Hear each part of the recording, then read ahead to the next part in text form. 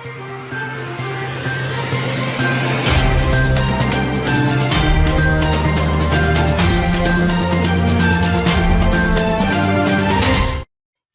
முக்கிய நிகழ்வுகள். மாநில அந்தஸ்துக்காக பதவியை ராஜினாமா செய்யவும் தயார், பேரவையில் முதலமைச்சர் ரங்கசாமி ஆவேசம்.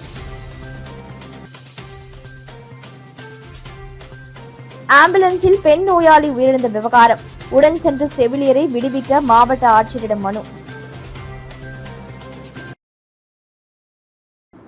மாநில அந்தஸ்துக்காக எனது பதவியை ராஜினாமா செய்யவும் தயார், புதுச்சேரி சட்டப்பேரவையில் முதல்வர் ரங்கசாமி ஆவேசமாக தெரிவித்தார். புதுச்சேரி சட்டப்பேரவையில் 2026-27 ஆண்டிற்கான பட்ஜெட் மீதான பொது விவாதம் நடைபெற்றது. இதில் புதுச்சேரிக்கு மாநில அந்தஸ்து வழங்க வேண்டும் என்ற கோரிக்கை தொடர்பாக ஆளும் மற்றும் எதிர்க்கட்சி உறுப்பினர்களுக்கிடையே காரசாரமான விவாதம் நடைபெற்றது. புதுச்சேரி மாநில அந்தஸ்து பெறுவதற்காக மத்திய அரசிடம் தொடர்ந்து வலியுறுத்துவதுடன் தேவைப்பட்டால் போராட்டம் நடத்த வேண்டும் என ஆளும் மற்றும் எதிர்க்கட்சி உறுப்பினர்கள் வலியுறுத்தினர். இந்த விவாதத்தின் போது பேசிய முதலமைச்சர் ரங்கசாமி, புதுச்சேரிக்கு மாநில அந்தஸ்து வழங்குவதற்காக எந்த நிலைக்கும் செல்ல தயாராக இருப்பதாகவும், தேவைப்பட்டால் தனது முதலமைச்சர் பதவியை ராஜினாமா செய்துவிட்டு போராடவும் தயாராக இருப்பதாகவும் ஆவேசமாக தெரிவித்தார். மத்திய அரசு மாநில அந்தஸ்து கொடுக்க தயாராக இருந்தால் இப்போதைய அவையை ஒத்திவைத்துவிட்டு டெல்லி செல்லவும் நான் தயாராக இருக்கிறேன். வேண்டுமானால் எனது பதவியை கூட ராஜினாமா செய்துவிட்டு வர தயாராக இருக்கிறேன். மாநில அந்தஸ்துக்காக எந்த நிலைக்கும் எப்பொழுதும் நான் தயார் என்று ரங்கசாமி தெரிவித்தார். எனக்காக இதனை நான் கேட்கவில்லை. மக்களால் தேர்ந்தெடுக்கப்பட்ட அரசுக்கு அதிகாரம் வேண்டும். அப்பொழுதுதான் மாநில வளர்ச்சி ஏற்படும் என முதல்வர் ரங்கசாமி தெரிவித்தார். தொடர்ந்து பேசிய அவர், பிரதமர் புதுச்சேரிக்கு வந்தபொழுது அவரது முன்னிலையில் புதுச்சேரிக்கு மாநில அந்தஸ்து வழங்கப்படாதது வருத்தமளிப்பதாகத்தான் தெரிவித்ததாகவும் ரங்கசாமி கூறினார். மேலும் ஒன்றிய அமைச்சர்கள் அனைவரிடமும் மாநில அந்தஸ்து தொடர்பாக நேரடியாக தொடர்ந்து பேசியுள்ளதாக முதலமைச்சர் தெரிவித்தார். மாநிலத்தின் வளர்ச்சிக்கு எந்த நிலையில் என்ன முடிவு எடுத்தாலும் எங்கே அழைத்தாலும் வர தயாராக உள்ளேன் என்று ரங்கசாமி தெரிவித்தார். மத்திய அரசு புதுச்சேரிக்கு மாநில அந்தஸ்து வழங்க தயாராக இருந்தால் உடனடியாக சட்டப்பேரவை நடவடிக்கைகளை ஒத்திவைத்துவிட்டு டெல்லி செல்ல தயாராக இருப்பதாகவும் முதலமைச்சர் ரங்கசாமி தெரிவித்தார். மாநில அந்தஸ்து தொடர்பாக சட்டப்பேரவையில் ஏற்கனவே பலமுறை ஒருமனதாக தீர்மானங்கள் நிறைவேற்றப்பட்டுள்ள நிலையில் தற்பொழுது மீண்டும் அதற்காக ஒன்றிணைந்து நடவடிக்கை எடுக்க வேண்டும் என்ற கருத்துக்கள் அவையில் முன்வைக்கப்பட்டன. மாநில அந்தஸ்துக்காக எந்த நிலைக்கும் எப்பொழுதும் நான் தயார் என முதல்வர் ரங்கசாமி தெரிவித்திருப்பது புதுச்சேரி அரசியல் வட்டாரத்தில் கவனம் பெற்றுள்ளது. இதனிடையே பேரவையில் நாய்கள் பிரச்சினை தொடர்பாக திமுக எம்எல்ஏ கார்த்திகேயன் மீண்டும் நடிகை திரிஷா பெயரை குறிப்பிட்டு பேசிய நிலையில் சபாநாயகர் அன்பழகன் அந்த பெயரை அவை குறிப்பில் இருந்து நீக்க உத்தரவிட்டார். அப்பொழுது திரிஷா பெயரை சட்டப்பேரவையில் குறிப்பிட்டு பேசியதற்கு தாவேகா எம்எல்ஏக்கள் சாய் சரவணகுமார் மற்றும் ராமு எழுந்து நின்று எதிர்ப்பு தெரிவித்தனர். இதனால் அவையில் சிறிது நேரம் சலசலப்பு ஏற்பட்டது.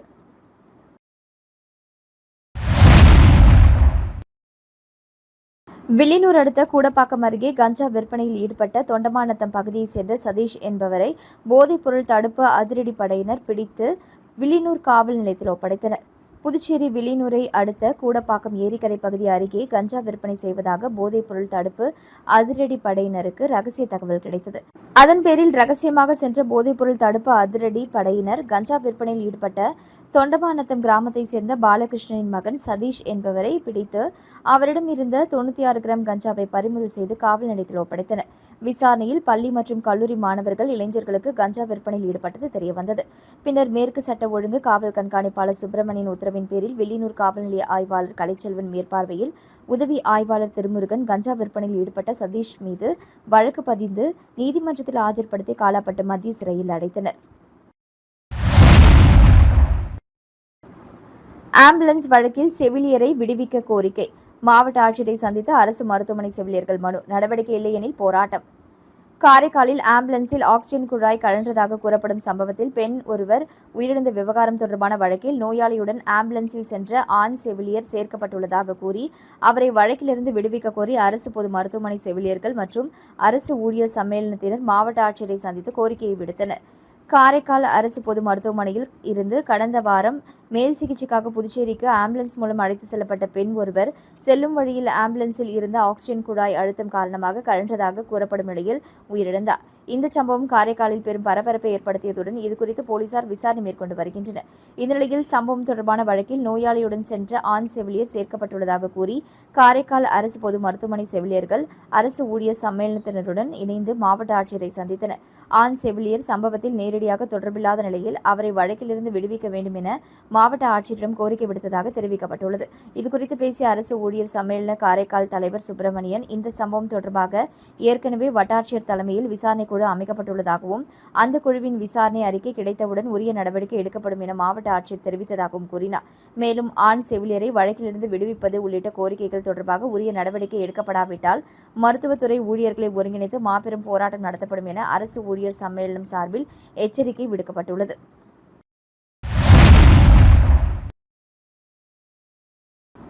புதுச்சேரியில் 108 ஆம்புலன்ஸ் ஊழியர்களுக்கு கடந்த 6 மாதமாக நிலுவையில் உள்ள ஊதியத்தை உடனடியாக வழங்க வேண்டும், பணி நிரந்தரம் செய்ய வேண்டும் உள்ளிட்ட கோரிக்கையில் வலியுறுத்தி சட்டப்பேரவை அருகே கவன ஈர்ப்பு ஆர்ப்பாட்டத்தில் ஈடுபட்டனர். மேலும் கோரிக்கைகளை நிறைவேற்றாவிட்டால் குடும்பத்துடன் சட்டப்பேரவையை முற்றுகையிடுவோம் என எச்சரித்துள்ளனர். புதுச்சேரியில் தேசிய கிராமப்புற சுகாதார இயக்கத்தின் கீழ் 108 ஆம்புலன்ஸ் ஓட்டுநர்களாக 63 பேர் பணியாற்றி வருகின்றனர். இவர்களுக்கு மாதந்தோறும் சரியாக ஊதியம் வழங்கப்படாதது மட்டுமன்றி கடந்த 6 மாதங்களாக ஊதியம் முற்றிலுமாக வழங்கப்படவில்லை. இதனால் 108 ஆம்புலன்ஸ் ஓட்டுநர்கள் குடும்பத்தினர் வறுமையில் இருப்பதாகவும் குற்றச்சாட்டு எழுந்துள்ளது. மேலும் தங்களுக்கு ஊதியத்தை முறையாக வழங்க வலியுறுத்தி 108 ஆம்புலன்ஸ் ஓட்டுநர்கள் பல்வேறு கட்ட போராட்டங்களில் ஈடுபட்டு வந்தனர். அந்த வகையில் புதுச்சேரி சட்டப்பேரவை பட்ஜெட் கூட்டத்தொடர் நடைபெற்று வரும் நிலையில் அரசின் கவனத்தை ஈர்க்கும் வகையில் 108 ஆம்புலன்ஸ் ஓட்டுநர்கள் கடந்த 6 மாதமாக வழங்கப்படாத ஊதியத்தை உடனடியாக வழங்க வலியுறுத்தியும், கொரோனா காலத்தில் தங்களுக்கு உயிரையும் பொருட்படுத்தாமல் பணிபுரிந்த மற்றும் 18 ஆண்டுகளுக்கு மேலாக பணியாற்றி வரும் 108 ஆம்புலன்ஸ் ஓட்டுநர்களை பணி நிரந்தரம் செய்ய கோரியும் சட்டப்பேரவை அருகே ஆர்ப்பாட்டத்தில் ஈடுபட்டனர். அப்பொழுது அவர்கள் தங்களுடைய கோரிக்கைகளை வலியுறுத்தியும் புதுச்சேரி அரசுக்கு எதிராகவும் கண்டன கோஷங்களை எழுப்பினர். மேலும் அரசு தங்களை அழைத்து பேச்சுவார்த்தை நடத்தி தீர்வு காணாவிட்டால் வரும் சனிக்கிழமை சட்டப்பேரவை கூட்டம் நடைபெறும் பொழுது தங்கள் குடும்பத்துடன் சட்டப்பேரவையை முற்றுகையிட்டு போராட்டம் நடத்துவோம் என 108 ஆம்புலன்ஸ் ஓட்டுநர்கள் எச்சரித்துள்ளனர்.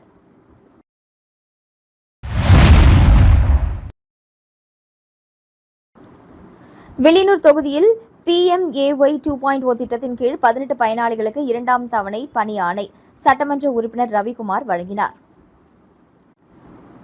புதுச்சேரி அரசு ஆதிதிராவிடர் நலன் மற்றும் பழங்குடியினர் நலத்துறை சார்பில் பிரதமரின் அனைவருக்கும் வீடு வழங்கும் PMAY 2.0 வீட்டு வசதி திட்டத்தின் கீழ் பயனாளிகளுக்கு 2ஆம் தவணைக்கான பணி ஆணைகள் வழங்கும் நிகழ்ச்சி இன்று வில்லியனூரில் நடைபெற்றது.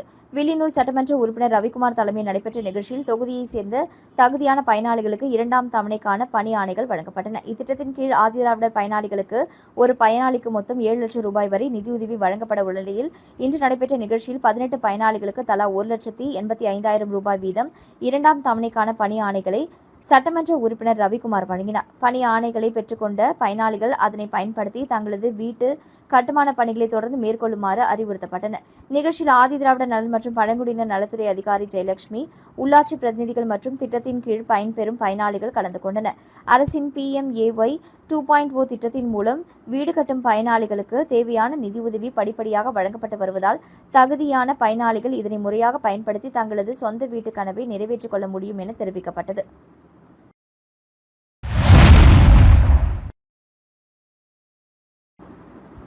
திண்டிவனத்தில் டாக்டர் அப்துல் கலாம் பத்திரிகையாளர் நலசங்கம் சார்பில் மாதாந்திர ஆலோசனை கூட்டம். திண்டிவனம் டாக்டர் அப்துல் கலாம் பத்திரிகையாளர் நலசங்கத்தின் சார்பாக மாதாந்திர ஆலோசனை கூட்டம் சங்க தலைவர் முருகன் தலைமையில் ஜக்கம்பேட்டையில் நடைபெற்றது.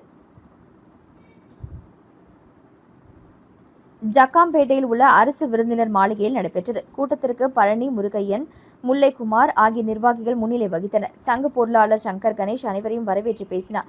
நிகழ்ச்சியில் கலந்து கொண்ட சங்க நிர்வாகிகள் அனைவரும் பல்வேறு ஆலோசனைகளை வழங்கி சிறப்புரையாற்றினர். இதில் சங்கத்தில் சிறப்பாக மாபெரும் மருத்துவ முகாம் நடத்துவது, சங்க நிர்வாகிகள் மற்றும் உறுப்பினர்களுக்கு அரசு சார்பில் வழங்கப்படும் நலத்திட்ட உதவிகளை பெற்றுத் தருவது உள்ளிட்ட பல்வேறு முக்கிய தீர்மானங்கள் நிறைவேற்றப்பட்டது.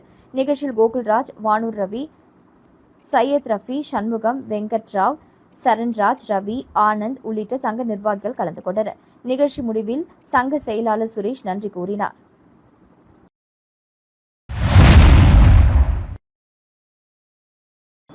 விழுப்புரம் மாவட்டம் கோட்டக்குப்பம் பகுதியில் ஆட்டு இறைச்சி கடைகளால் சுகாதார சீர்கேடு ஏற்பட்டுள்ளதாக நீதிமன்றத்தில் வழக்கு.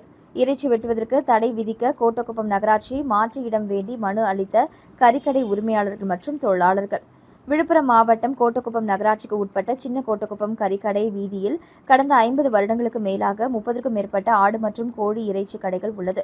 இப்பகுதியில் அரசுக்கு சொந்தமான இடத்தில் ஆடு இறைச்சி வெட்டும் ஆட்டுப்பட்டி என்னும் கூடம் இருந்து வந்தது. இந்த நிலையில் அப்பகுதியைச் சேர்ந்த தனிநபர் ஒருவர் இப்பகுதியில் வெட்டப்படும் ஆடுகளால் சுகாதார சீர்கேடு ஏற்படுவதாக நீதிமன்றத்தில் வழக்கு தொடுத்ததின் பேரில் சம்பந்தப்பட்ட இடத்தில் துறை சார்ந்த அதிகாரிகள் ஆய்வு மேற்கொண்டனர்.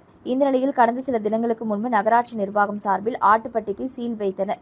இதனால் அப்பகுதி இறைச்சி கடை உரிமையாளர்கள் மற்றும் ஆட்டுக்கால் சுத்தம் செய்யும் 10க்கும் மேற்பட்ட பெண்கள் 50க்கும் மேற்பட்ட இறைச்சி கடை தொழிலாளர்கள் கடுமையாக பாதிக்கப்பட்டுள்ளனர். இதன் காரணமாக இன்று இறைச்சி கடை உரிமையாளர்கள் நகரமன்ற உறுப்பினர் சரவணன் மற்றும் நகரமன்ற துணைத் தலைவர் ஜீனத் பிவி முபாரக் மற்றும் இறைச்சிக்கடை உரிமையாளர்கள் சபீர் அகமது, சம்சுதீன், தேவராஜ் மற்றும் அனைத்து இறைச்சிக்கடை உரிமையாளர்கள் ஒன்று சேர்ந்து நகரமன்ற தலைவர் ஜெயமூர்த்தி அவர்களை நேரில் சந்தித்து நீதிமன்ற தீர்ப்பு வரும் வரை ஆட்டு இறைச்சி வெட்டுவதற்கு வேறு இடத்தை ஒதுக்கி தரும்படி மனு அளித்துள்ளனர்.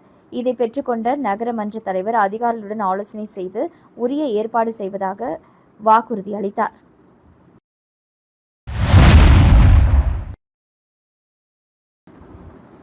காரைக்கால் வழியாக வேளாங்கண்ணிக்கு பாத யாத்திரை சென்ற தமிழக நிதியமைச்சர் மரிய வில்சன். வேளாங்கண்ணி ஆரோக்கிய மாதா பேராலய ஆண்டு திருவிழா நாளை கொடியேற்றத்துடன் தொடங்கவுள்ள நிலையில் தமிழகம் மற்றும் வெளி மாநிலங்களில் இருந்து ஆயிரக்கணக்கான பக்தர்கள் வேளாங்கண்ணிக்கு பாத யாத்திரையாக சென்று வருகின்றனர். இந்நிலையில் தமிழ்நாடு நிதித்துறை அமைச்சர் மரிய வில்சன் காரைக்கால் வழியாக இன்று வேளாங்கண்ணிக்கு பாத யாத்திரையாக சென்றார். கடந்த 28 ஆண்டுகளாக மரிய வில்சன் வேளாங்கண்ணிக்கு நடந்து செல்வதாக கூறப்படுகிறது. அமைச்சர் பாத யாத்திரையாக சென்றதை அறிந்த கட்சி தொண்டர்கள் மற்றும் பொதுமக்கள் அவரை வழிநெடுகிலும் சந்தித்து புகைப்படம் மற்றும் செல்ஃபி எடுத்துக் கொண்டனர். அனைவரிடமும் சிரித்தபடி பேசியவாறு அமைச்சர் மரிய வில்சன் பாத யாத்திரையை தொடர்ந்தார். தொடர்ந்து கோட்டுச்சேரி தூய சகாய் அன்னை ஆலய பங்கு தந்தை ராபர்ட் அமைச்சருக்கு சால்வை அணிவித்து வரவேற்றார். மேலும் பல்வேறு கோரிக்கைகள் அடங்கிய மனுவையும் அமைச்சரிடம் வழங்கினார். வேளாங்கண்ணி பேராலய ஆண்டு திருவிழா நாளை கொடியேற்றத்துடன் தொடங்கி 11 நாட்கள் நடைபெற உள்ளது. விழாவின் முக்கிய நிகழ்வான பெரிய தேர்பவனி வரும் 8ஆம் தேதி நடைபெற உள்ளது குறிப்பிடத்தக்கது. ஆண்டு திருவிழாவை ஒட்டி சென்னை, திருவள்ளூர், காஞ்சிபுரம், வேலூர் உள்ளிட்ட பல்வேறு மாவட்டங்களிலிருந்து ஏராளமான பக்தர்கள் கடந்த சில நாட்களாகவே காரைக்கால் வழியாக வேளாங்கண்ணிக்கு பாத யாத்திரையாக சென்று வருகின்றனர்.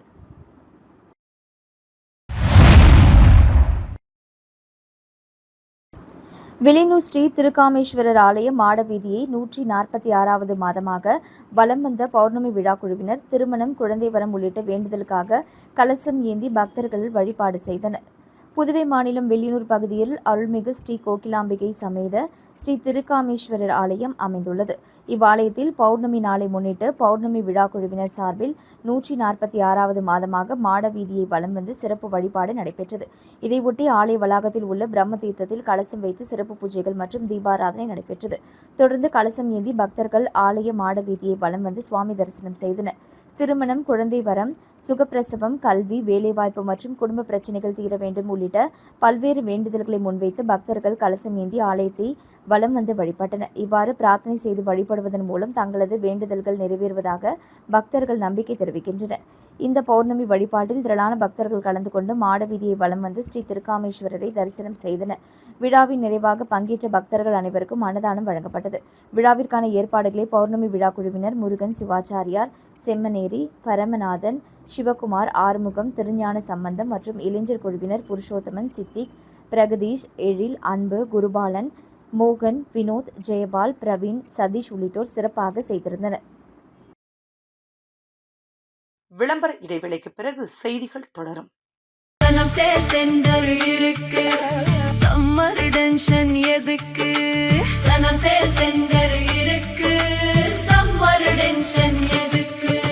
தனம்ல ஏசி வாங்கி சம்மரை சில் பண்ணுங்க. தனம் சேல் சென்டர், காமராஜ் சாலை, பாண்டிச்சேரி. செய்திகள் தொடர்கின்றன. நிரவி பகுதியில் அமைந்துள்ள பழமை வாய்ந்த ஸ்ரீ பச்சை காளியம்மன் ஆலய கும்பாபிஷேக விழா வெகு விமரிசையாக நடைபெற்றது. ஏராளமான பக்தர்கள் கலந்து கொண்டு சுவாமி தரிசனம் செய்தனர்.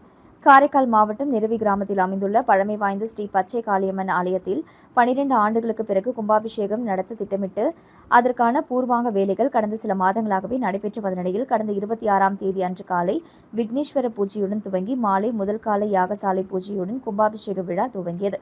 இன்று காலை 4ஆம் கால யாகசாலை பூஜை முடிவுற்று மகா பூர்ணகதி நடைபெற்றது. தொடர்ந்து மங்கள வாத்தியங்கள் முழங்க சிவாச்சாரிகள் புனித நீர் அடங்கிய கலசங்களை சுமந்து ஆலயத்தை வலம் வந்து வேத மந்திரங்கள் முழங்க ஆலய விமானங்கள் மற்றும் மூலவர்களுக்கு புனித நீர் ஊற்றப்பட்டு கும்பாபிஷேகம் நடைபெற்றது. கும்பாபிஷேக விழாவில் ஏராளமான பக்தர்கள் கலந்து கொண்டு ஓம் சக்தி பராசக்தி என முழக்கமிட்டு கலசாபிஷேகத்தை தரிசனம் செய்து தொடர்ந்து மூலவர் ஸ்ரீ பச்சை காளியம்மனை தரிசனம் செய்தனர்.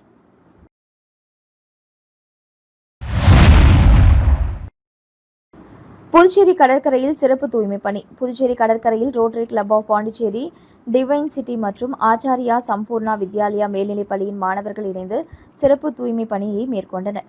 கல்வி குழும தலைவர் டாக்டர் அரவிந்தன் அறிவுறுத்தலின்படியும் அரசின் உரிய அனுமதியுடனும் நடைபெற்ற இப்பணியில் டூப்ளெக்ஸ் சிலை முதல் காந்தி சிலை வரையிலான கடற்கரை பகுதியில் தூய்மை பணி மேற்கொள்ளப்பட்டது. இதில் 80க்கும் மேற்பட்ட மாணவர்கள், பள்ளி முதல்வர் சரவணன், ஆசிரியர்கள், ஒருங்கிணைப்பாளர் அசோக் சங்கர், NSS ஆசிரியர் மற்றும் 15க்கும் மேற்பட்ட ரோட்டரி சங்க உறுப்பினர்கள் ஆர்வத்துடன் பங்கேற்றனர். கடற்கரையை தூய்மையாகவும் சுகாதாரமாகவும் பராமரிப்பதன் அவசியம் குறித்து மாணவர்கள் மற்றும் பொதுமக்களிடையே விழிப்புணர்வை ஏற்படுத்தும் நோக்கில் இப்பணி நடைபெற்றது. ரோட்டரி டிவைன் சிட்டி சங்கத்தின் வழிகாட்டி ரோட்டேரியன் PDG மணி, ஆலோசகர் ரோட்டேரியன் ரமேஷ் குழந்தைராஜ் ஆகியோரின் வழிகாட்டுதலின்படி சங்க தலைவர் ரோட்டேரியன் சிவகுமார் இளங்கோவன், செயலாளர் ரோட்டேரியன் திரௌபதி ராகவன், துணை ஆளுநர் ரோட்டேரியன் பாலமுரளி உள்ளிட்ட நிர்வாகிகள் பங்கேற்றனர். மேலும் JCI பாண்டிச்சேரி மெட்ரோ தலைவர் முகிலன், முன்னாள் தலைவர் ஆச்சாரியா சரவணன், முன்னாள் மண்டல அலுவலர் ரங்கநாதன், JC ராமன் உள்ளிட்டோர் கலந்து கொண்டு மாணவர்களை ஊக்கப்படுத்தினர்.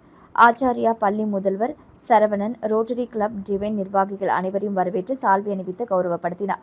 மாணவர்களிடையே கிளீன் புதுச்சேரி நோக்கம் பற்றி சிறப்புரையாற்றினார். நிகழ்ச்சியில் பேசிய ரோட்டரி கிளப் தலைவர் ரோட்டேரியன் சிவகுமார் இளங்கோவன், சுற்றுச்சூழல் பாதுகாப்பு ஒவ்வொரு குடிமகனின் பொறுப்பு என்றும் இளம் தலைமுறையினரிடையே தூய்மை மற்றும் சுற்றுச்சூழல் பாதுகாப்பு குறித்த விழிப்புணர்வை ஏற்படுத்துவது அவசியம் என்று தெரிவித்தார்.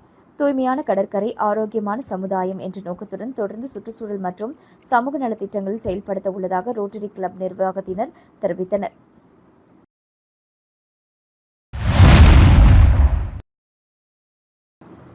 புதுச்சேரி மாநிலம் ஏனாம் பிராந்தியத்தில் உள்ள கன்னிகா பரமேஸ்வரி கோவிலில் உள்ள அம்மனுக்கு 10 லட்சம் ரூபாய் மதிப்பிலான ரூபாய் நோட்டுகளால் அலங்கரித்து வழிபட்டனர். ஆந்திர மாநிலம் காக்கிநாடா அருகே உள்ளது புதுச்சேரி மாநிலம் ஏனாம் பிராந்தியம். இங்குள்ள கோதாவரி ஆற்றங்கரை ஓரம் அமைந்துள்ளது வாசவி கன்னிகா பரமேஸ்வரி கோவில். இக்கோவிலில் ஒவ்வொரு வெள்ளிக்கிழமையும் வரலட்சுமி விரதம் நடத்தப்பட்டு வருகிறது. இந்த வழிபாட்டில் தெலுங்கானா, ஆந்திரா உள்ளிட்ட மாநிலங்களிலிருந்து ஏராளமான பக்தர்கள் வந்து சுவாமி தரிசனம் செய்து செல்கின்றனர். இந்த நிலையில் ஏனாம் ஆர்யா வைஷ்யா சங்கம் சார்பில் கன்னிகா பரமேஸ்வரி கோவிலில் உள்ள அம்மனுக்கு 10 லட்சம் ரூபாய் கொண்ட ரூபாய் நோட்டுகளால் அலங்கரித்து வழிபட்டனர்.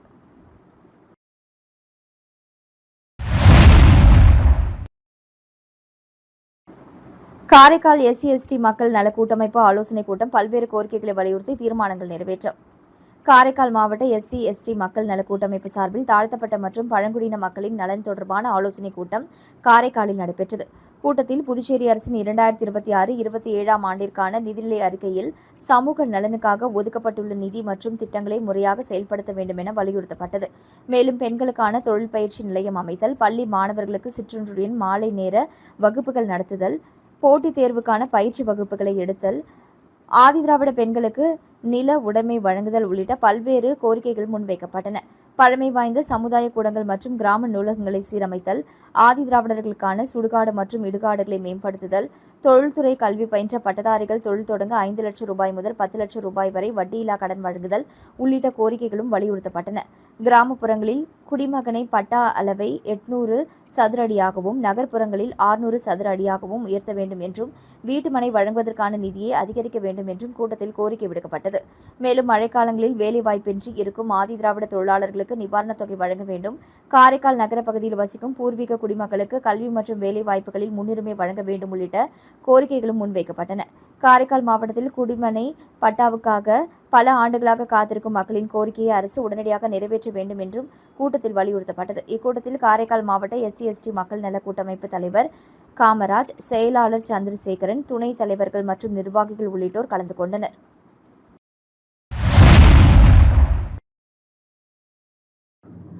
இருபத்தேழு ஆண்டுகளுக்கு பிறகு காரைக்கால் பாலிடெக்னிக் முன்னாள் மாணவர்கள் சந்திப்பு. கல்லூரிக்கு 10 லட்சம் ரூபாய் மதிப்பிலான நவீன உபகரணங்கள் வழங்கிய முன்னாள் மாணவர்கள். காரைக்கால் மாவட்டத்தில் 30 ஆண்டுகளுக்கும் மேலாக செயல்பட்டு வரும் அரசு பாலிடெக்னிக் கல்லூரியில் 1996 முதல் 1999 ஆண்டு வரை படித்த முன்னாள் மாணவர்கள் சந்திப்பு நிகழ்ச்சி 27 ஆண்டுகளுக்கு பிறகு இன்று நடைபெற்றது. காரைக்கால் அரசு பாலிடெக்னிக் கல்லூரி மாநாட்டு அரங்கில் நடைபெற்ற நிகழ்ச்சியில் முன்னாள் மாணவர்கள் ஏராளமானோர் கலந்து கொண்டனர். தற்பொழுது பல்வேறு துறைகளில் வெளி மாநிலங்கள் மற்றும் வெளிநாடுகளில் பணியாற்றி வரும் முன்னாள் மாணவர்கள் தங்களது கல்லூரி கால நினைவுகளை பகிர்ந்து கொண்டனர். நிகழ்ச்சியில் கல்லூரி முதல்வர் சந்தனசாமி, துணை மாவட்ட ஆட்சியர் பாலு, முன்னாள் ஆசிரியர்கள் மற்றும் முன்னாள் மாணவர்கள் கலந்து கொண்டனர். மாணவர்களின் கல்வி பயன்பாட்டிற்காக முன்னாள் மாணவர்கள் சார்பில் இன்டராக்டிவ் பேனல், எல்சிடி ப்ரொஜெக்டர், கல்லூரி முழுவதும் புதிய LED விளக்குகள் உள்ளிட்ட சுமார் 10 லட்சம் ரூபாய் மதிப்பிலான உபகரணங்கள் கல்விக்கு வழங்கப்பட்டன. மேலும் காரைக்கால் பாலிடெக்னிக் கல்லூரியில் பயிலும் மற்றும் பயின்ற மாணவர்களை ஒருங்கிணைக்கும் வகையில் முன்னாள் தகவல் தொழில்நுட்பத்துறை மாணவர்கள் சார்பில் புதிய இணையதளம் ஒன்றும் தொடங்கப்பட்டது. 27 ஆண்டுகளுக்கு பிறகு நண்பர்கள், ஆசிரியர்களை மீண்டும் சந்தித்தது மிகுந்த நெகிழ்ச்சியை ஏற்படுத்தியதாக முன்னாள் மாணவர்கள் தெரிவித்தனர்.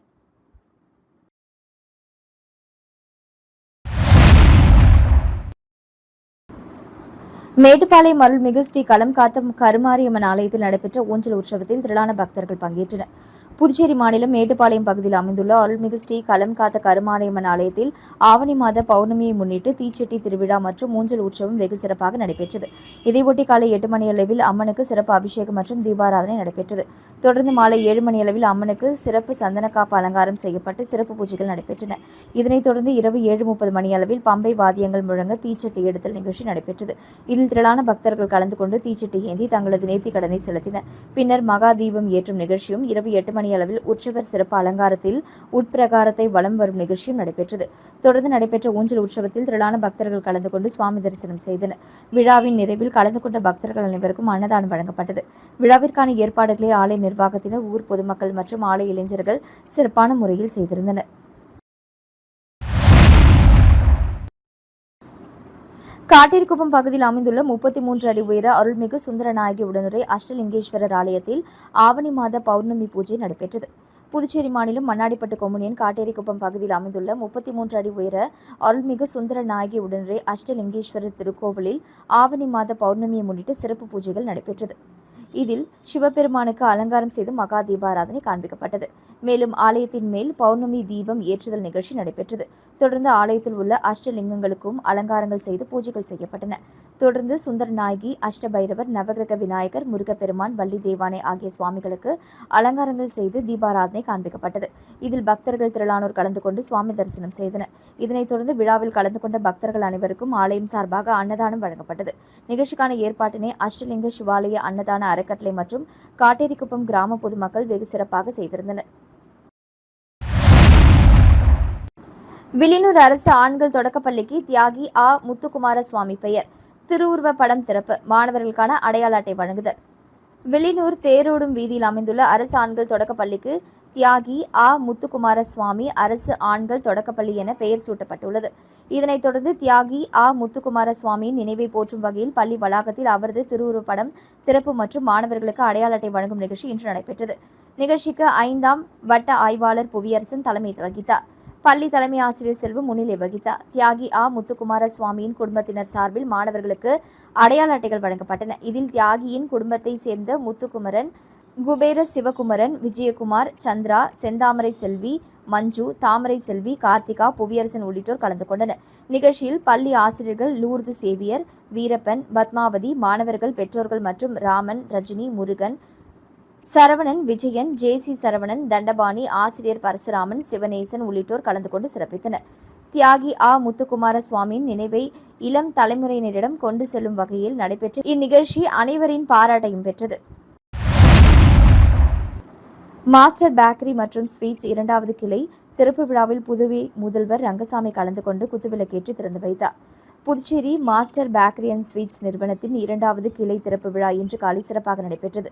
விழாவில் புதுச்சேரி முதலமைச்சர் என். ரங்கசாமி சிறப்பு அழைப்பாளராக கலந்து கொண்டு குத்துவிளக்கேற்றி வைத்து புதிய கிளையை திறந்து வைத்தார். நிகழ்ச்சியில் இந்திராநகர் சட்டமன்ற தொகுதி உறுப்பினரும் அரசு கொறடாவுமான ஏ.கே.டி. ஆறுமுகம், ஊசுடு சட்டமன்ற உறுப்பினர் பி. கார்த்திகேயன், கதிர்காமம் தொகுதி சட்டமன்ற உறுப்பினர் அழகு என்கிற அழகானந்தம், முன்னாள் கதிர்காமம் சட்டமன்ற உறுப்பினர் ரமேஷ், என்ஆர் காங்கிரஸ் தொண்டரணி தலைவர் வீரா என்கிற வீராசாமி, என்ஆர் காங்கிரஸ் மத்திய மாவட்ட தலைவர் ராஜகோபால், தென்னிந்திய லித்தோ பிரஸ் உரிமையாளர்கள் சங்க பொருளாளர் விடியல் சபரிநாதன், பிரேம்குமார், குமுதீன் உள்ளிட்டோர் முன்னிலை வகித்தனர்.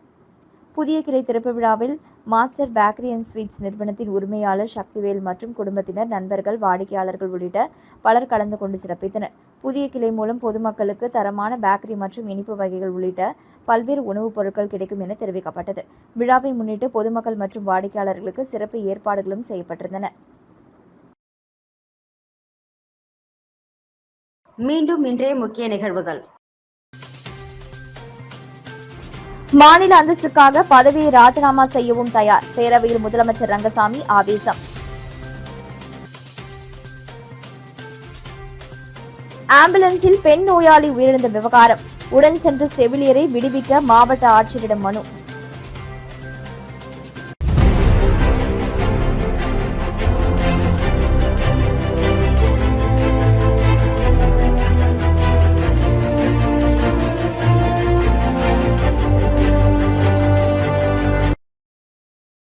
செய்திகளை உடனுக்குடன் தெரிந்து கொள்ள மெட்ரோ யூடியூப் சேனலை சப்ஸ்கிரைப் செய்யவும்.